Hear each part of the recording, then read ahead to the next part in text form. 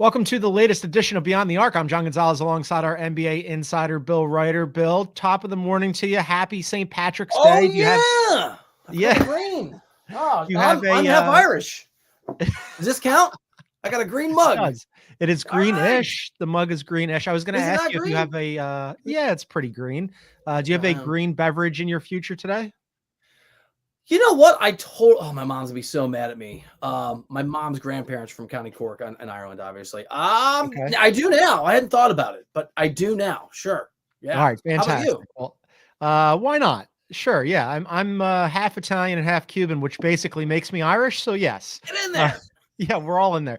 We're all Irish today. All right. Later in the show, the Warriors have been nigh unstoppable with Jimmy Butler. We'll get into that. The Suns, I'll throw in an early nigh reference there. The Suns are having a terrible season, Bill, but are they the most disappointing team in the league? This is a conversation that I had on social media this weekend, so I'm going to have you weigh in on that. We'll also do Weekend Radar and Team of the Night. But first, the Nuggets. Woo. Rough weekend for the Nuggets. They almost lost at home to the Lakers without LeBron, Luka, DFS, Jackson Hayes, and Gabe Vincent. And then, Bill, they did lose to the Washington Wizards at home. Jordan Poole hit a step-back game winner. Alex Starr went for 33. Really ridiculous. Bill, we're literally a week removed from you and I on this program going, hey, they just beat Oklahoma City, split the season series with them. They can beat anybody, right? I like the Nuggets a lot, but that defense is concerning. Yes. Here's the thing. They're not very good. Everybody not named Nikola is unreliable at best. Their defense is mediocre, and they can still win 16 games in the playoffs. They can also, by the way, win 3 games and go home. I mean, there's sort of no outcome. I think their range of outcomes is maybe as wide as anybody that's going to be in the playoffs. I have 2 massive concerns. We'll get to the defense in a second. The other one is, and obviously in the playoffs, the rotation's shortened and it's not going to be as big an issue, but woof that bench, Bill. So against the Wizards, they had Christian Brown and Westbrook in the starting lineup because Aaron Gordon was unavailable. They had to play Zeke Naji 21 minutes and Peyton Watson 23 minutes. Those were their 2 big bench guys. They combined 3 for 8 from the field. It was just a disaster. They had absolutely nothing off the bench. They were playing essentially 5 guys, which is very difficult to do in the NBA under the best of circumstances. These were not the best of circumstances. So that depth, we've talked about it a lot, and it's, again, less concerning in the postseason, but I think more than any other team, this is one where I look at it and go, man, they need everybody to be healthy to have a chance. Everyone has to be healthy. I mean, the good news is rotations are going to shorten up anyway in the playoffs, and you're not going to go as deep as you otherwise might. And because it's St. Patrick's Day, I'm not sure what that connection is to Denver, but I'm going to go glass half full too. At least you won the Lakers game.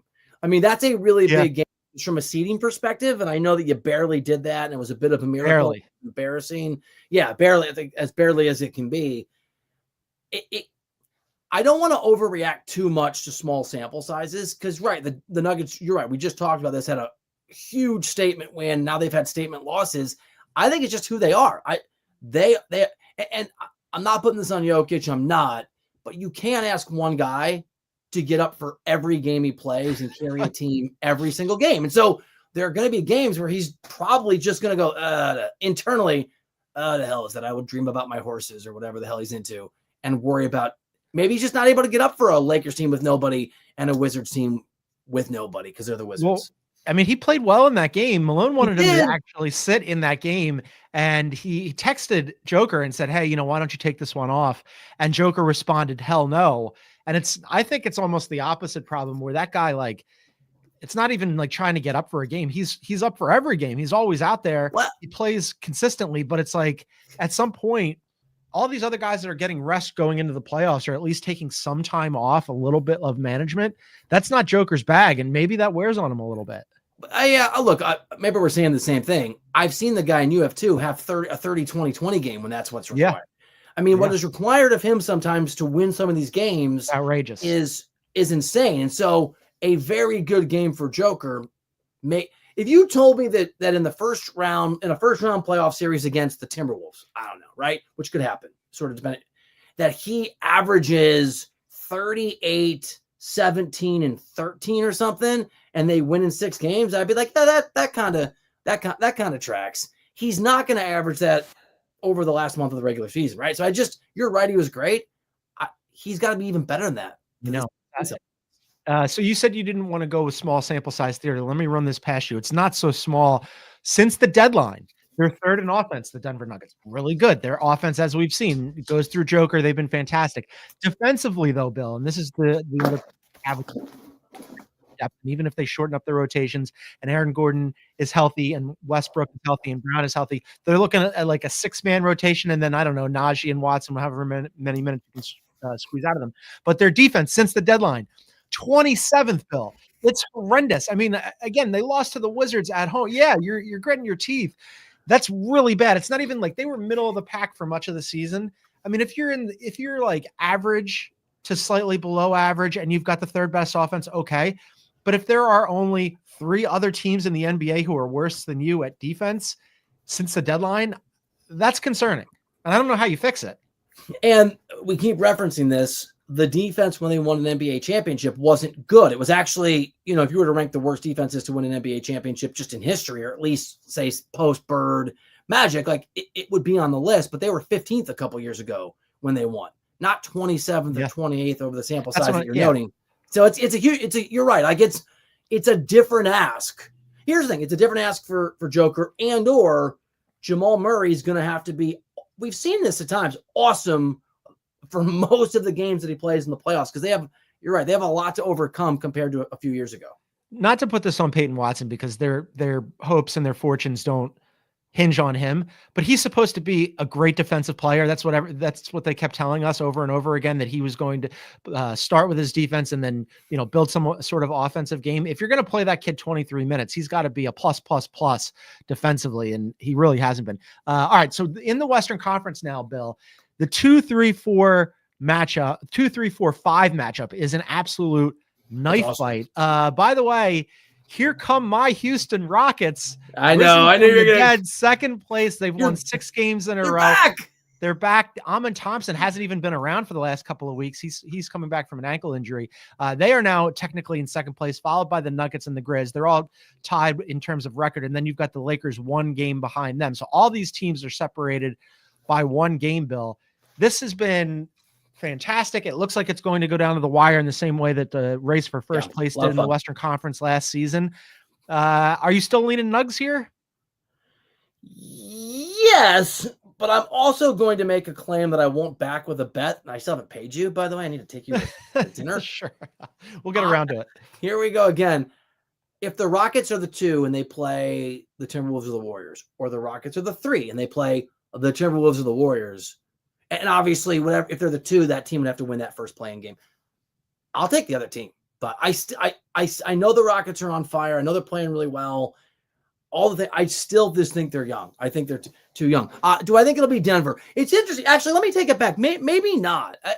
We've seen in the past Nikola Jokic down the stretch. I'm not sure tire is the right word, but Denver doesn't always close incredibly strong. They don't. And they don't need to. I'm not sure how much he cares about being the 2 seed. My guess would be he and maybe they sort of, Michael Malone would admit to this. They might just be more focused on being right, being ready to go. It's not a championship hangover, but I think Jokic probably believes that he's good enough to win a bunch of games, whether the 2 seed or the 3 seed. They'd rather be the 2 or the 3 or even the 4, right? You don't want to fall, but I'm not sure there's the same level of desperation in Denver for that because of who's in charge, who's the main guy there, or some of the other teams. Yeah, I think that's probably right, that they probably don't super care about the seeding in the same way that maybe the Cavs didn't a few years back when they had LeBron and they basically just decided to rest a bunch of guys and give up the 1 seed to the Celtics. And they figured, we'll just figure it out when it comes around to the postseason. However, as we mentioned, the West is kind of weird because if you're in the 2 or the 3, then you avoid Oklahoma City until ostensibly the Western Conference Finals. However, if you're in the 2 or the 3, you're going to have a tough first round matchup, especially if you end up drawing the Warriors in the first round and then whoever ends up in the other side of the 2-3, like you're going to have a really tough first round series, really tough second round series. And yeah, you avoid Oklahoma City until the finals, but hey, you got to get there first. So there's really no easy path here. Strength of schedule remaining here. You have the Lakers who have the 6th toughest remaining strength of schedule. The Nuggets have the 7th. Memphis has the 8th. And then Houston has the easiest road remaining over the last 15 games. They're 12th in strength of schedule. It's not going to be easy for any of these teams. What about between 28th in Minnesota, which is interesting. Yes. Can Minnesota catch the Lakers? They haven't lost a game in like 2 weeks. So the Wolves have been, and we're going to get into the Warriors in just a second here. They've been really hot here in that potential 4-5 matchup between the Grizz and the Lakers. Triple J just came back this weekend. Congrats to the Grizzlies on that. Didn't end up helping them. They ended up losing a game to the Cavs, but still you're excited about if you've got Jaren Jackson Jr. back, and he's excited because potentially he could make that 65 game threshold. Also, it looks like LeBron is maybe a week away from returning for the Lakers. Speaking of Triple J coming back, Kurt Heelan blew my mind this morning on the radio because I asked about SGA Jokic, and he, here's the answer, blah, blah, blah. Then he goes, I'm going to make a case of the 5th spot being someone no one's talking about. And he made a pretty compelling case for Jaren Jackson Jr. if he gets to that 65 game mark, which it looks like he will, which I hadn't contemplated. And it just reminds me how good that, and he kind of walked me through it. That Memphis team, and I've been saying this all year, they're on the outside of this bubble. I had to do what you had to do on HQ the other day for the website. I had to write years and come up with 12 teams. 12. I need to go. Started laughing. And look, Steven's listening. He's the editor. He's amazing. He does a great job, Janovich, and he listens to the podcast. I turned it in. I'm like, 10. And then the headline came out and it said 12. So they might have even because I had some teams like, they suck, but let's put them on the list. Here's half the league that could end up winning this thing. Memphis can. I think I don't think they will, but I think they can. And for them, I think you're right. Seeding is really significant. And if you're Memphis and you can avoid Oklahoma City, right? And you can kind of because I think as much as any team in the playoffs, at least in the Western Conference, Memphis having a run and building on sort of the confidence they had from a couple of years ago and reclaiming some of that playoff rhythm, because obviously last year they were a disaster. I think it's significant. I think for them, seeding matters maybe more than most teams. Yeah, I think that's probably right. Man, what a boon, though, for them to get Jaren Jackson back, because they were a little bit worried about that. The thing with the Grizz, though, for me is, what about Ja? That's been the question mark all season long. He's in and out of the lineup all the time because of his shoulder. Jaren Jackson has, without a doubt, had the best season for that team. And Kurt's a really smart guy, and I hadn't considered him being the 5th guy into the pool for the MVP conversation or first team All-NBA. But he could very well end up as DPOY if it's not Evan Mobley, and he's definitely, I think, going to be all NBA if he clears that 65 game threshold. So yeah, getting him back is huge. Let's take a break. And then on the other side, we talked about the 2, 3, 4, 5, the team that's in 6 right now, Bill, the Golden State Warriors just cannot lose, since they got Jimmy Butler. We'll discuss them on the other side. This is Beyond the Arc. 12 teams, one epic battleground, and it's the most feared of them all, San Francisco. This city is legendary for high winds, brutal tides, and an eerie, unforgiving race course. It's all or nothing.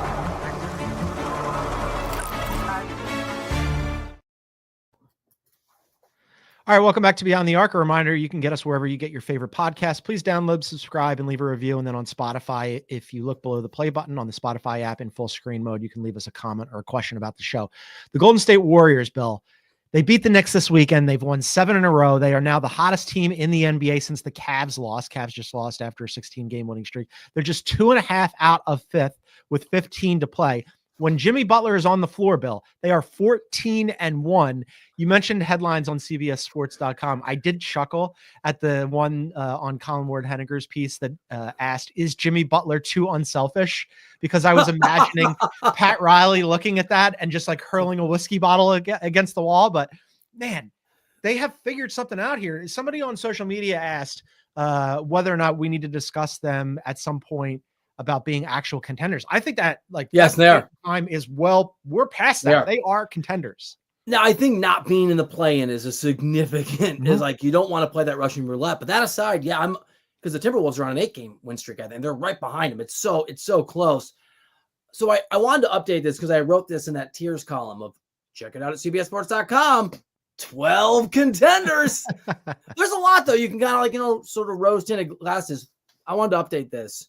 Since the trade deadline, which is a significant sample size, The Warriors have the 3rd best record in the NBA. They have the 5th best offense. They have the 2nd best defense. I mean, they are by that metric. And that, I think it's also relevant, obviously, because that's the Jimmy Butler timeline. It's not just like I do with the Pacers, where I just pick December 17th. They've done it.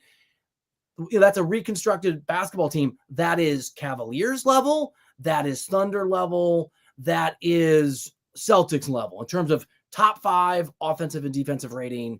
One of the best teams in the NBA, unstoppable force. They are a contender. They're playing like a contender. 15 to go for them, 2.5 out of 5th. Do you give them any chance of climbing into that 4-5 matchup? You do. They're that hot.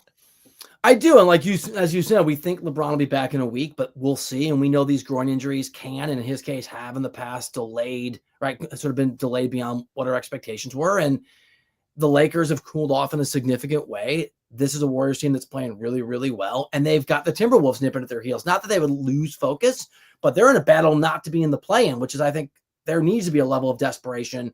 So yes, I think they can get to 5. And I think they need between, say, we'll put the Nuggets to the side for a second. Between the Rockets, the Lakers, the Grizzlies, and the Warriors. If you're Oklahoma City, you're the best team in the Western Conference, probably the best team in the NBA. But which of those teams do you not want on your side of the bracket? Like, are you fearing Golden State ending up on your side of the bracket more than those other teams? So I'm going to make a bad comparison, and it's a bad comparison. And I understand that the team I'm about to compare the Thunder to, the Thunder are levels better. Mm-hmm. But a couple years ago, the Kings were supposed to beat the Warriors. And I know that there was like the gap was much, much narrower, but experience matters, right? The Thunder are the favorites. They're the favorites. The favorites in the West, regardless of how everyone's playing. And I'll take them probably over the Warriors. But I don't know, man. Like, the Warriors are red hot. They have one of the 5 best players of all time. But I think it's conservatively, Steph Curry is one of the best players of all times and the 2nd best player of this generation, right? The sort of LeBron era. I want nothing to do. And the Warriors are a better basketball team than the Lakers. I think. I think they're constructed better. I think that defense has been consistently good all year. I know the Lakers defense has been great since Luka arrived, before Luka arrived. Yeah, I want the Warriors, the team I want to avoid the most if I'm anybody, including the Thunder. Yeah, they look like a complete team. I agree with you that the Warriors are probably the better constructed team, but with the Lakers, if LeBron's out there, then they're going to have 2 of the 3 best players on the floor. Although I guess you'd say that the Warriors would have 2 of the 4 if you add in Jimmy Butler, but it's really Jimmy. Playoff Jimmy too. That's true. And in the different. story where they asked if, and again, Colin didn't write the headline, but in the story where they asked if Jimmy was too unselfish, he did say, "You'll know when it's my time that I'll stop deferring to teammates." And I think that is probably coming once the playoffs come around. Plus, Bill, the schedule really favors them here. Upcoming schedule, they got the Nuggets tonight. That's a tough one, obviously. And then they've got the Bucks on Tuesday. So that's a back-to-back. That's a tough 2 game. But after that, they've got the Raps at home. Then they're at the Hawks, at the Heat. The Heat are absolutely cratering. And then they're at the Pelicans. Like, as road trips go, that's not that bad. You know, if you can win one of the next 2 with the Nuggets and the Bucks, or even both of them, man, you are flying. If you're the Warriors, you've got to feel really good about that. And again, if you're the Warriors, I mean, like, this was very much you didn't get KD. This was the consolation prize, but the consolation prize on Jimmy Butler ended up to be like, sometimes it's better to be lucky than good. Had your won a championship this year, John. That was great. Yeah, if the Warriors win a championship this year, and I know it's unlikely, but it's not impossible, they might be the organization that has won most in the history of the sport by not getting what they wanted. They wanted Chris Paul. They didn't get him. There's credible reporting they wanted to move on from Klay Thompson and or Draymond Green, and some reporting out there from local folks in a book that they eventually want to move on from Steph Curry. I don't know. I mean, Durant's amazing. What if Jimmy Butler was the better piece and they just got him because KD's, the second, what is the Garth? I'm not a big Garth Brooks guy, but what's the thank God for unanswered prayers? I had a line. I'm not that guy. You don't know? Come on, not even Garth guy. Brooks. Not even Garth. It's my only. Him and Johnny Cash are the only. Okay, Johnny Cash. Yes, I haven't had the occasion to really get into Garth. Fair enough. Garth, huh? All right, let's do alternate universe here. Okay. In whatever parallel universe there is, and they end up getting KD. Are they off to, 14-1 with KD on the floor? I mean, that alternate universe, no, they're 10-5. I'll just give you the full answer. In the alternate, please. 10-5. They're playing well, but they're behind the Timberwolves for the play-in, and they've got an outside chance, and we're sort of arguing whether Steph and KD can really carry them. Why do we think that Jimmy is such a guy? Because I puzzled over this, and like Jimmy and all his whatever it is about Jimmy, I don't know what it is, but there's some like magic pixie dust that he sprinkles on these teams where, yeah, I hate this phrase because it can be so cliche, but in respect to Jimmy, it has been true. He is a winner. He wins wherever he goes. He makes his team. Why do you hate better. that phrase? Some guys are winners, some guys are losers at these levels. Cat's a loser. I think it's hard. Maybe. It's hard. I like qualitative data where you can just be like put your finger on it and go, okay, I can see why this team is functioning well because the Celtics, when their threes are falling, that's how they play basketball and it makes sense. Jimmy Butler is one of those guys where remember when he was leaving Minnesota and there was like a really hilarious story about him getting pissed off and trying to force his way out. And he did that interview after practice where he took like the C teamers and just crushed Cat and was MFing the general manager and up and down. But like he went up and like ruined the first team guys. Just Jeff Teague tells the story. It's very, very funny. He's a winner. There's something about him that makes teams go when he's engaged. If we get 2 or 3 years together, we're at the end of year one. I'm gonna get you. Because I love. Give me the numbers. Let's be sabermetricians together. Let's get into the analytics. It's a tool, but it's not like if you believe that Jordan was a stone cold winner and had a sort of ability, a human psychology, then you have to believe the opposite true. There's no value in Michael Jordan being like an all-time great clutch player if there's no such thing as clutch play and there's no such thing as guys who are the opposite. And I think Jimmy is the best version of that in this era, who's not, Steph Curry, LeBron James, Kevin. Jimmy's great. He's not an all-time great. He's not a top 10, 15 player, 20 player of all time. But as a win, like he elevates that. Anyway, I'm here for that. I think that is it's just harder for guys. It's easier for you and guys like us to get it wrong because you can't measure it. But I still think it's a real thing and he's got it. I've always loved watching Jimmy. Especially like when he even brat Jimmy when he's angry and he wants out of a place is fun. But Jimmy, when he first gets to a place and tries to win and, going back to when he went to Minnesota and then Philadelphia and then Miami, and he takes those 2 Miami teams that had no business going deep into the playoffs.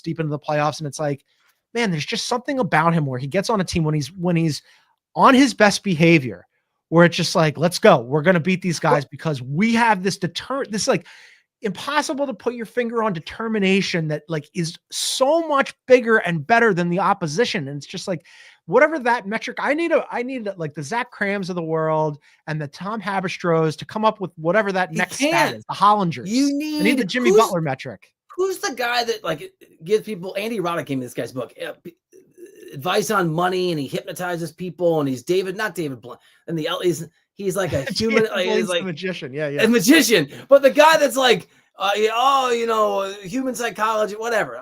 If I could, it's on this bookshelf somewhere. Anyway, I can't make the point because I can't remember the guy's name. But you're not a numbers person. You need a human psychology person to crack the code. Yeah, that's exactly what it is. Yeah. So, whatever it is, you and I are on board with Warriors being Tim Robbins. There you go. We are on board with Jimmy Butler and the Warriors being legitimate contenders. They have been absolutely incredible. On the other side, we're going to talk about, you said, if we have to believe in Jimmy Butler and Michael Jordan being winners, we have to believe on the other side, on the other end of the spectrum. Well, we're going to talk about the other end of the spectrum and the Phoenix Suns, who are whatever they are not winners. We'll discuss that coming up. This is Beyond the Arc. We dig it. Do you?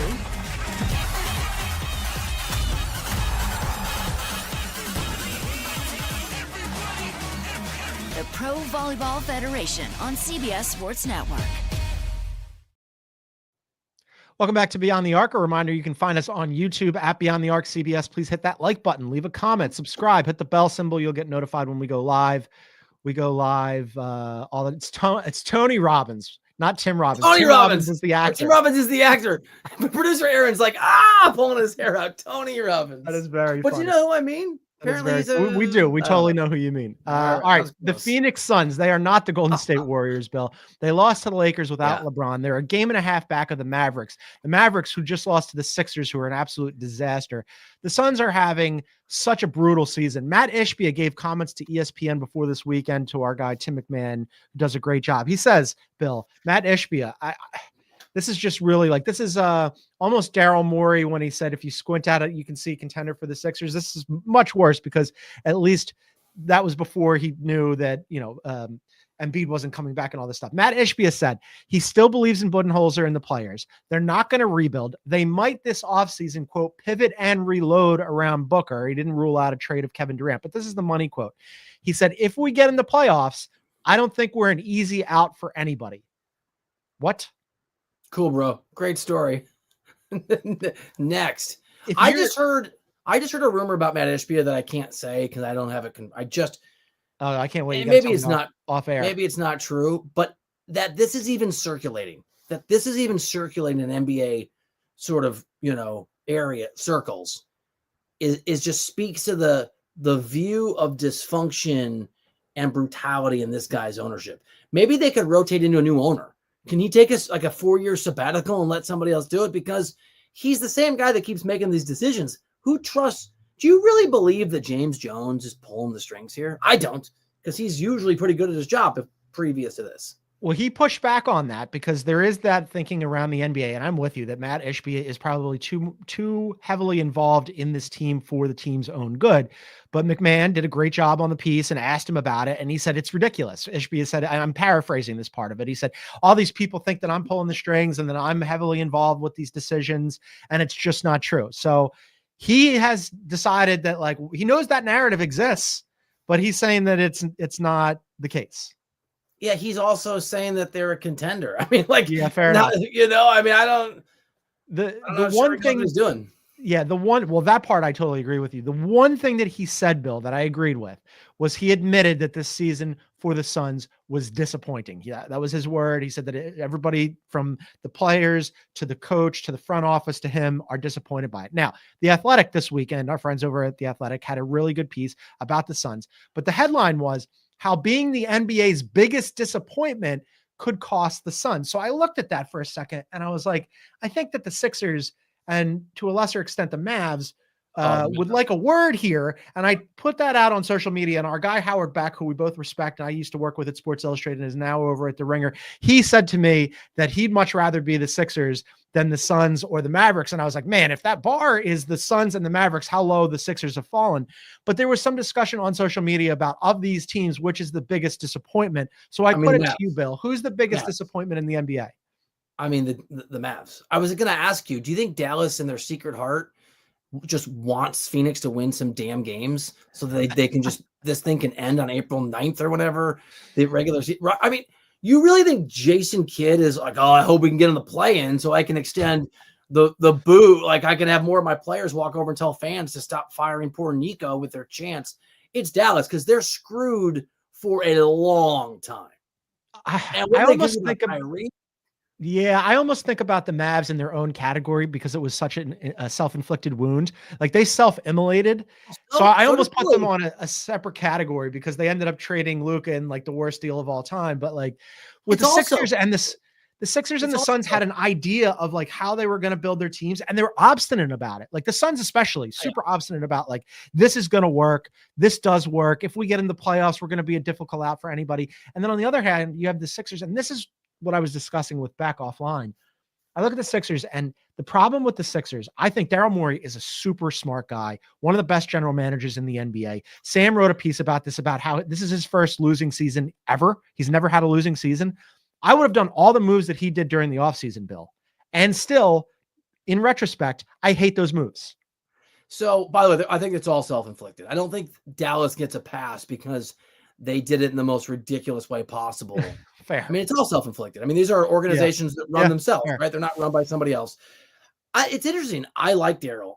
Is he one of the best GMs in the game? The games pass people by. And Daryl used to be at the forefront. What you were discussing, how you like to see the game, at being analytical and at the edges and way. Everybody, most teams now have departments that do that, take that information into account. What Daryl doesn't do is assess the other parts of the game as accurately as he should. I think there's a world where the game's passed him by a little bit. And you talked me out of it, but I remember when the Paul George stuff was percolating at first, being like, I don't think I'd do it. I mean, I wasn't. No, I was so on board with it.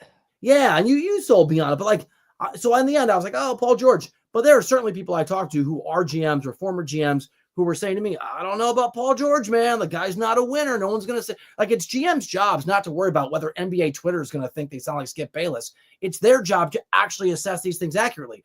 Daryl Morey is responsible for the moves that he made. And look, I don't think he's a top GM right now. And I'm not sure I trust him to fix it. It hasn't been a good track record of late. It hasn't been. It hasn't been. Harden from Brooklyn. I mean, that didn't work. He takes big swings, and he's innovative and he's creative.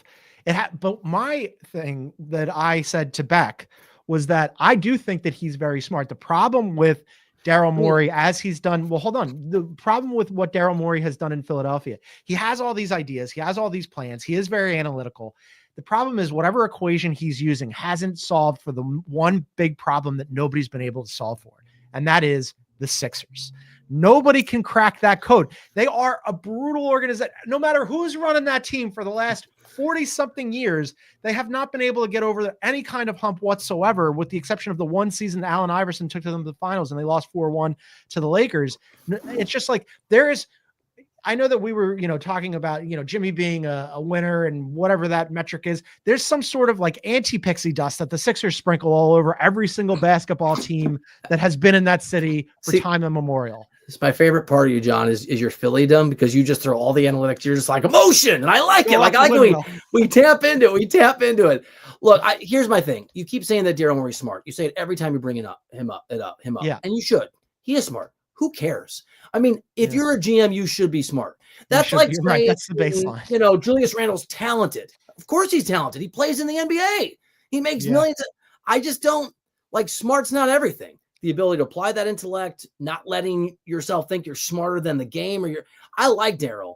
I just think he deserves as much criticism for where the Sixers are as Ishbia and as Nico, because he was able to tear down the entire team and rebuild the entire team. And we thought it was a stroke of genius.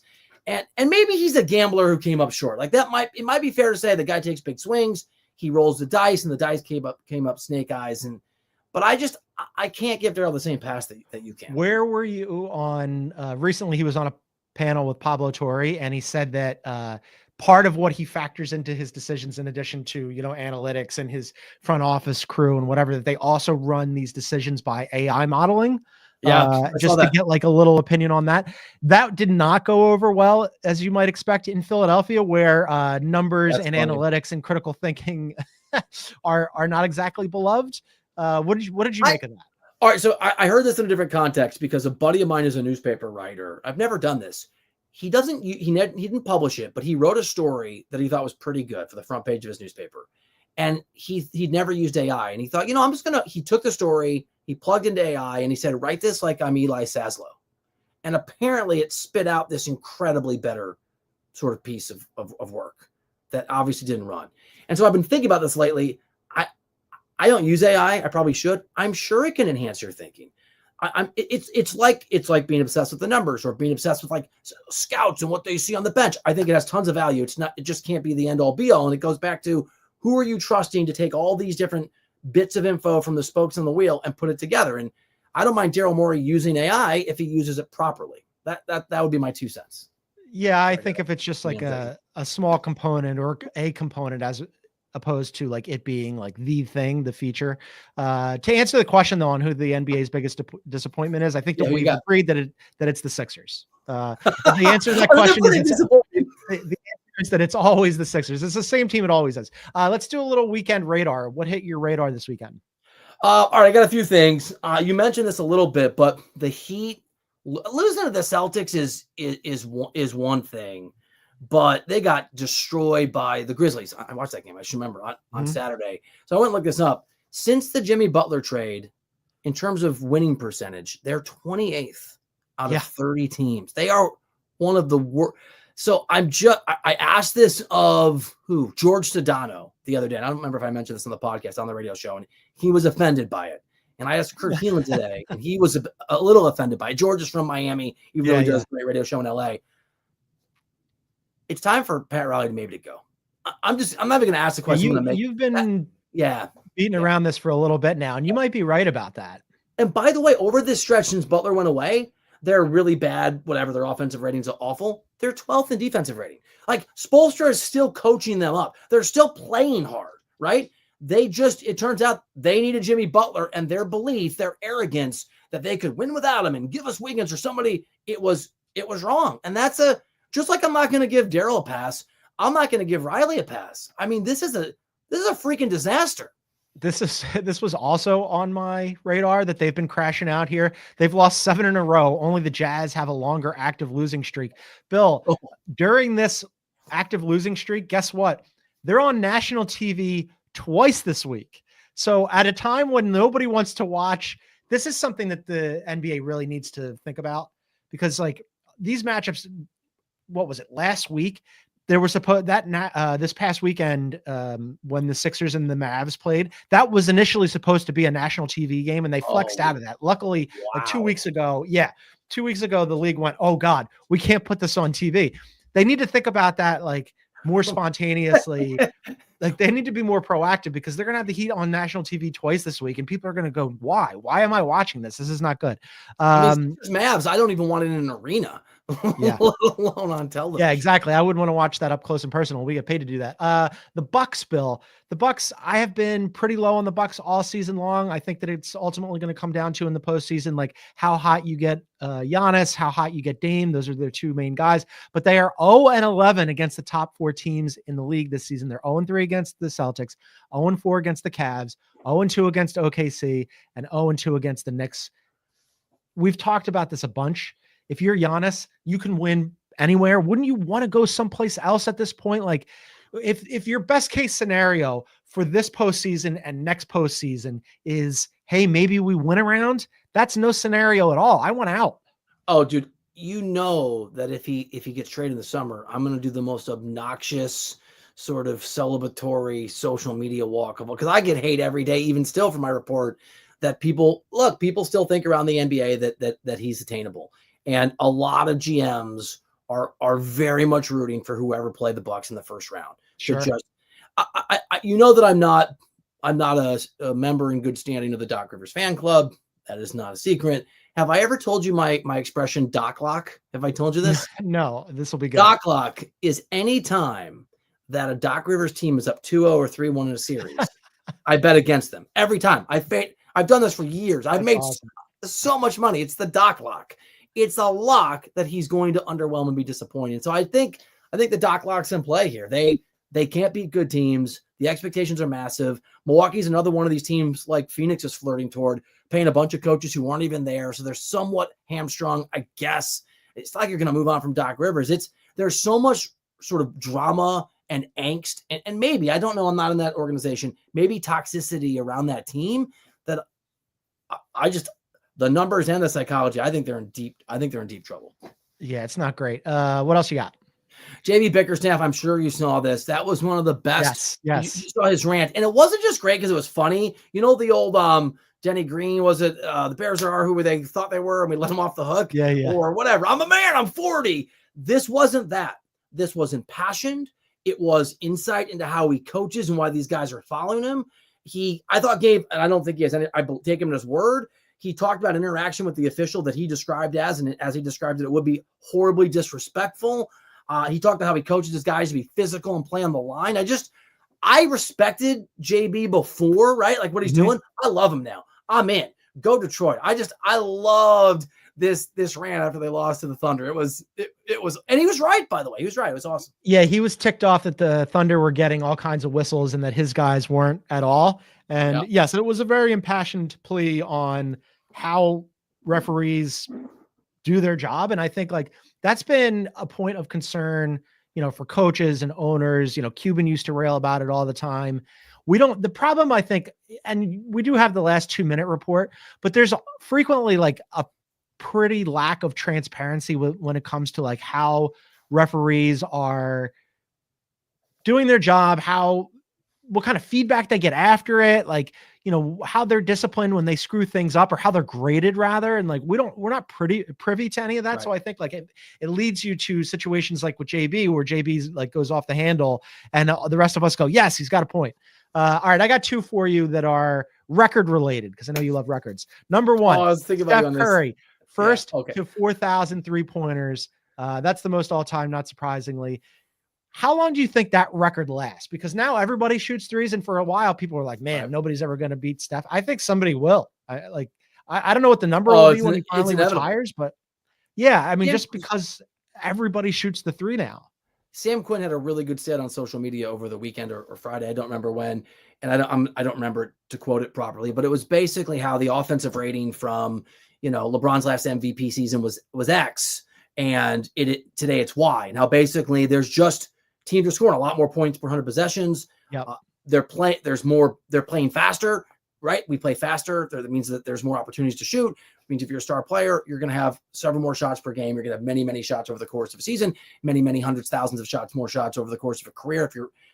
It's an inevitability that somebody is going to break it. What I think is unlikely is that anyone will ever approach his 3-point shooting percentage at that number of successful 3-pointers made. Like right now, we're talking about how many he's made. And in 30 years, we'll be talking about, this guy's at 4,200, but he made 37% of his three, whatever the number is. Not as efficient. Yeah. That's the efficiency will hold. That'll be the sort of, I think, how we see the greatness. The other one for 3-point shooting was that Peyton Pritchard hit his 219th 3-pointer this weekend, which is an NBA record for a player off the bench for a 6-man. We talked about 6-man of the year awards last week.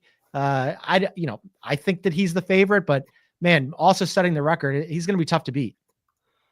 Yeah. I still, yes. You're on Beasley. You've been pushing on Beasley. And you made a really compelling case on Beasley. So all of these things are malleable over the closing stretch of the season. And so I think we all reserve the right to change our minds. Although there was a straw poll internally. I'm not sure if I'm allowed to say this, but there's a straw poll internally of the CBS Sports writers for the MVP. That's going to come out in a story at some point. And it was very, very interesting. So stay tuned for that at cbssports.com. I think Beasley's where I'm leaning, but look, it's Pritchard it's just like the MVP award. I'm not sure there's a wrong answer for me right now. All right. Let's wrap it up with team of the night. Who do you got from this weekend? I was going to go with the Pistons just for their pissed off coach. I'm going to go with your Sixers. How beautiful they could find a way to win against Dallas, even when they're supposed to be losing. This is a sarcastic one. Just lose. They tried. The Mavs did a better job of trying to lose in that one. The Sixers, you love the tankathons. I do love the tankathon. Tank off. While we're talking about that, they are the Sixers a half game better than the Raptors and a half game worse than the Nets. I mentioned this last week when we were discussing Tank Wars. It's going to come down to who finishes with the worst record between the Raptors, the Sixers, and the Nets. And if the Sixers can pull that off, they'll have a considerably better chance of keeping their pick rather than shipping it to OKC. I think it's going to ship regardless, but yeah, they ended up winning a game against the Mavs that they really shouldn't have won. Quentin Grimes is good, by the way. Yes. Talking about while we're talking about Nico Harrison making bad decisions, trading for Caleb Martin instead of Nico Harrison when when Quentin Grimes is younger and better was another move under the radar that he shouldn't have done. Mine is the Magic. Magic have had a difficult season at times this year, but they just beat the Cavs. The Cavs had won 16 in a row. The Cavs hadn't lost a game, Bill, since early February. And the Magic went and beat a very good basketball team. So congrats to the Magic. That's their third time winning team of the night. It's a sixth time for the Sixers. So congrats to those guys. All right, that's going to do it for us today. We're going to be back at it tomorrow live on YouTube at 12 p.m. Eastern. You can find us at Beyond the Arc CBS. But for now, for our NBA insider, Bill Ryder, I am John Gonzalez. Happy St. Patrick's Day, everybody. And thanks for tuning in.